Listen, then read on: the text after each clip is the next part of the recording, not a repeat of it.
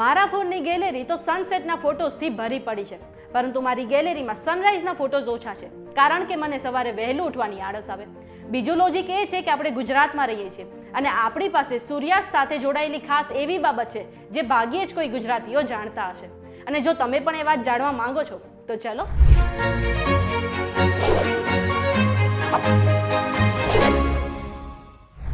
ભારત જેવો દેશ તો આખી દુનિયામાં ભાગ્યે જ ક્યાંક જોવા મળશે. આપણા દેશને વિવિધતા ભરેલો દેશ કહેવામાં આવે છે.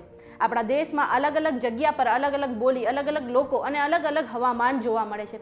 સાથે જ ભૌગોલિક રીતે પણ આપણા દેશમાં ઘણી વિવિધતા જોવા મળે છે.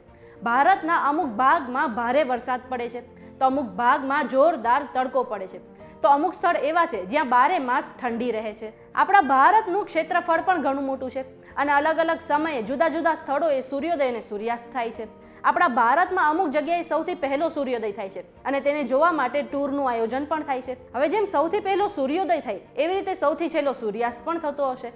શું તમને એ ખબર છે કે આપણા ભારતમાં સૌથી છેલ્લો સૂર્યાસ્ત કઈ જગ્યા પર થાય છે? હવે જો સૌથી પહેલા સૂર્યોદય વિશે વાત કરીએ તો ભારતનો પહેલો સૂર્યોદય અરુણાચલ પ્રદેશમાં થાય છે અને તેને ઉગતા સૂરજની ભૂમિ પણ કહેવામાં આવે છે.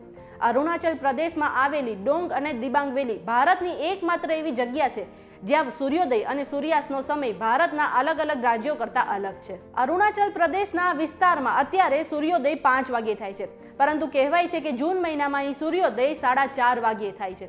હવે પ્રશ્ન એ થાય કે સૌથી છેલ્લો સૂર્યાસ્ત ક્યાં થાય છે? તો કહી દઉં કે સૌથી છેલ્લો સૂર્યાસ્ત આપણા ગુજરાતના એક જિલ્લામાં થાય છે. ગુજરાતમાં આવેલું ગુહાર મોતી એ સ્થળ છે જ્યાં દેશનો સૌથી છેલ્લો સૂર્યાસ્ત થાય છે. ગુહાર મોતી એ કચ્છના લખપત તાલુકામાં આવેલો છે. હવે જો તમે મેપ જોશો ને તો તમને જોવા મળશે કે ગુજરાત પશ્ચિમ સાઈડ આવેલું છે અને ગુહાર મોતી એ ગુજરાતના સૌથી છેલ્લા પશ્ચિમ બિંદુ પર આવેલું છે. કહેવાય છે કે જૂન મહિનામાં આ જગ્યા પર સૂર્યાસ્ત 7:39 પર થાય છે અને આ સમયે દેશના મોટા ભાગના રાજ્યોમાં સૂરજદાદા ઓલરેડી વિદાય લઈ ચૂક્યા હોય છે. અરુણાચલ પ્રદેશ અને ગુહાર મોતી આ બંને જગ્યા પર સૂર્યોદય અને સૂર્યાસ્તના સમયમાં ઘણો તફાવત જોવા મળે છે અને આ જ કારણે નોર્થ ઇસ્ટ ઇન્ડિયાના લોકો ભારતમાં વારંવાર 2 ટાઈમ ઝોનને લઈને વાત કરી રહ્યા છે.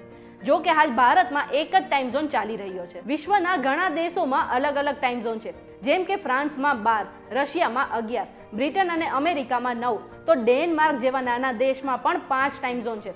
જણાવી દઉં કે આ ટાઈમ ઝોન કોઈ કુદરતી પ્રવૃત્તિ નથી, તે માણસો દ્વારા જ નક્કી કરવામાં આવે છે. જો આજના વિડીયોમાં તમને કંઈ નવું જાણવા મળ્યું હોય તો વિડીયોને લાઇક અને શેર કરવાનું ન ભૂલતા.